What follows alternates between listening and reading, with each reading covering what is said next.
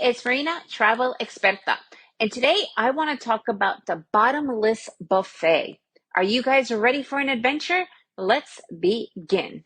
Do you guys know about those bottomless buffets? I think they have become like the staple of US travel and cruise ship travel and all-inclusive travel.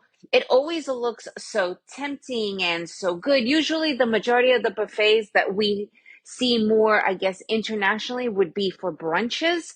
However, they are rapidly becoming a thing.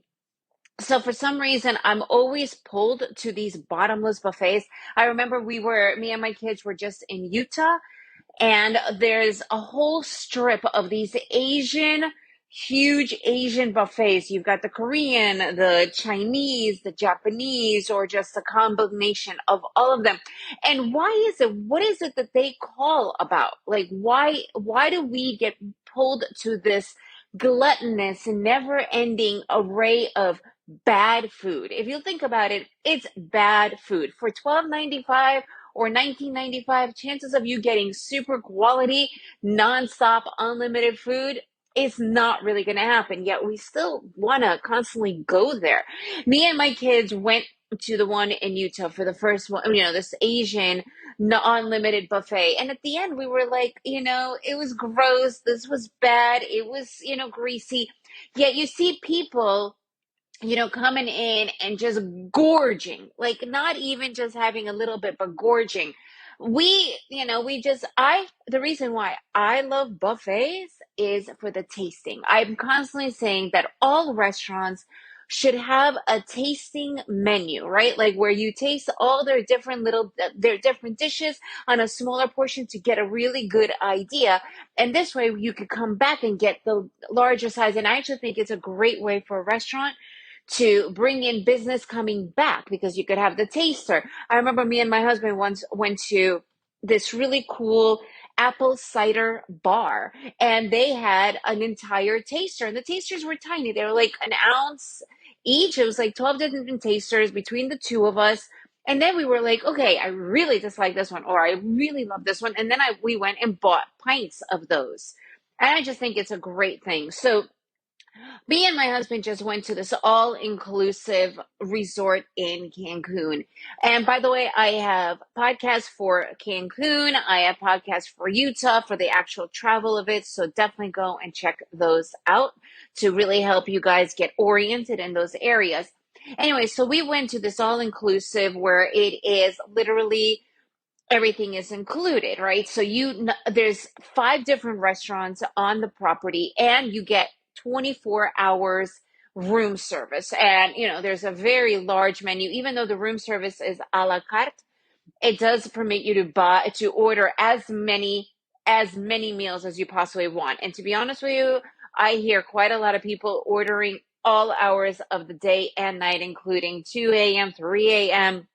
So the gluttony never stops. And all these inclusive resorts also give you a non-stop of alcohol, right? So the consumption of alcohol is through the roof. However, back to the bottomless buffets here. It's like, what is it that calls us to it, right? The majority of the reason why we are called to this is literally because it just feels like we are rich or whatnot. I don't know. But to me, it just feels like it's this massive sense of gluttony and just overconsumption that is really a big problem in the world, right? And it's usually kind of ironic. Here we have this unlimited amount of food. Meanwhile, we're in a country where half of it is starving, right? So there's all these I don't know, like this black and white, right? Dichotomies to all of this. However, once in a while, it is definitely something cool and interesting to try out. So if you are going to go and splurge on a unlimited buffet, I personally recommend saving your money and spending it on a really good quality buffet. Right? Because again, the reason why I'm mainly called to these buffets and the fact that in an all inclusive, when you go to the restaurants, which are usually a la carte, but you can literally order everything from the menu. I just wish that they would have a smaller size so that you could have a tasting. And next time, if I come back, if I'm staying here for several nights, I could be like, this is the one that I want the full amount. So that to me is the reason why I go to these. However, to be honest with you, I always find myself eating really poorly when I do go to these endless, bottomless buffets. So if you do go for one, save a little bit extra and go and make it a little bit more of an extravagant experience to get good quality, delicious food rather than just like cheap 4.95 crap that we think of as far as these buffets. Anyways, this is my point of view of these bottomless buffets. Sometimes it's great to experience it and make it as an adventure, but also you can start to really pick and choose what you want to eat and enjoy as far as these bottomless buffets.